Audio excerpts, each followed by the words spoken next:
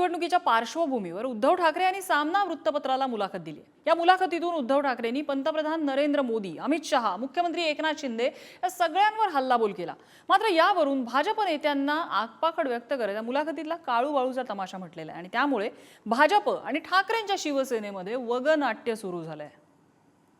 केवळ शिवसेनेची नाही गद्दारी केली, तुम्ही महाराष्ट्राचा घात केला। महाराष्ट्राचं प्रेम आणि आशीर्वाद त्यांना 10 वर्ष मिळाले, आता महाराष्ट्राचा शाप काय असतो हा मोदीजींनी अनुभवावा। भ्रष्टाचार करा आणि भाजपात या। उद्धव ठाकरे मुलाखत देतात, संजय राऊत हे मुलाखत घेतात, काळूबाळूचा तमाशाच आहे। हा तमाशा जरी असला, तमाशाची डफावर थाप पडली आहे ती तुमच्या कानाखाली पडली। महाराष्ट्रात लोकसभा निवडणुकीचे शेवटचे 2 टप्पे शिल्लक असताना उद्धव ठाकरेंनी सामनाला दिलेल्या स्फोटक मुलाखतीमधून पंतप्रधान मोदी, मुख्यमंत्री शिंदे आणि भाजपवर जोरदार टीकास्त्र डागलंय।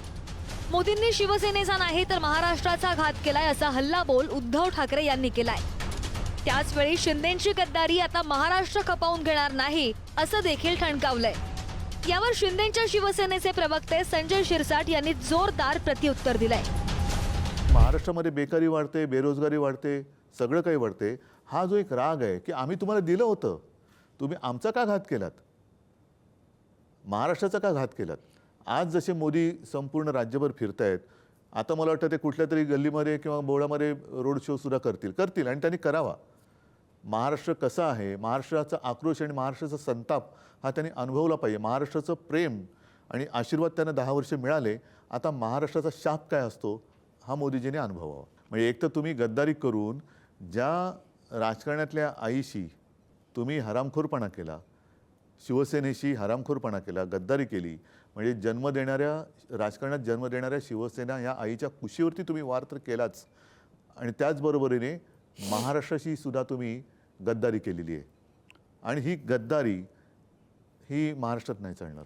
उभाटा गटाने बापाशी केलेली ही गद्दारी होती, त्यांच्या विचाराशी केलेली ही गद्दारी होती।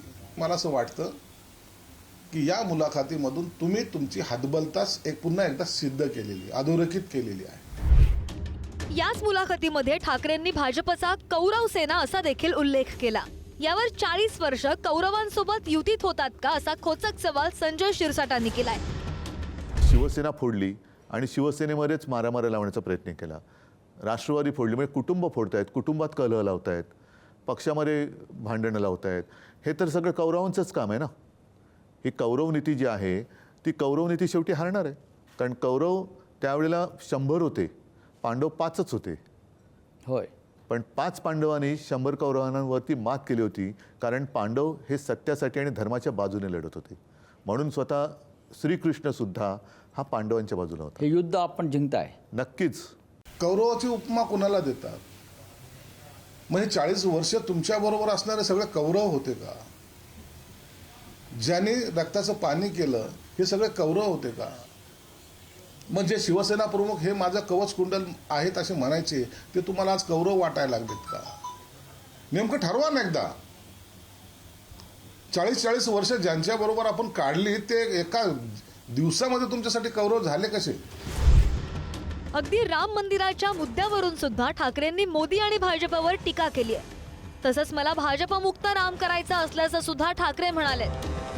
हा राम माझा सुद्धा आहे, हा राम कोणाची मक्तेदारी नाही। आज जी भाजपाची मक्तेदारी होते आहे, म्हणूनच मी नारा दिला होता की भाजप मुक्त राम मला पाहिजे। आणि तसाच त्यावेळेला हे जे सगळे मुद्दामून त्यांना मी शब्द वापरतो, बुरसटलेले गोमूत्रधारी, त्या विचाराची जी लोक तेव्हा होती, त्यांच्या विरुद्ध डॉक्टर बाबासाहेब आंबेडकरांनी लढा दिला होता की हा राम माझा आहे, माझा सुद्धा आहे। राम मंदिर हे सर्वोच्च न्यायालयाच्या निकालामुळे झालेलं आहे। ज्या पद्धतीने उद्धवजी बोलले की बाबा राम मंदिर आम्हाला भाजप मुक्त करायचं आहे, आम्हालाही हिंदू समाज हे उद्धव ठाकरे मुक्त करायचं आहे।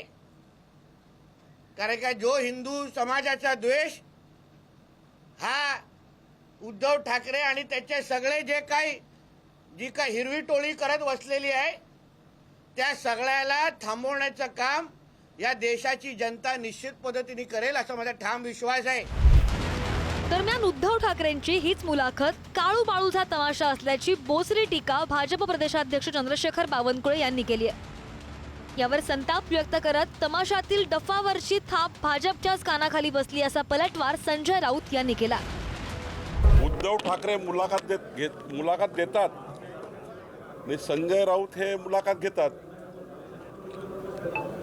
काळू बाळूचा तमाशाच आहे. त्यांची हिंमत असेल तर आपले ही जे मीडिया आहे या मीडियांना बोलून मुलाखत दिली पाहिजे. महाराष्ट्रामध्ये खूप मीडिया आहेत, एक्सपर्ट मीडिया आहे, प्रसिद्ध मीडिया आहेत. देशभर महाराष्ट्राच्या मीडियाचं नाव आहे. मग या मीडियासमोर म्हटलं सांगितलं पाहिजे. काळू बाळूचा तमाशा या महाराष्ट्रातली एक सांस्कृतिक ताकद होती.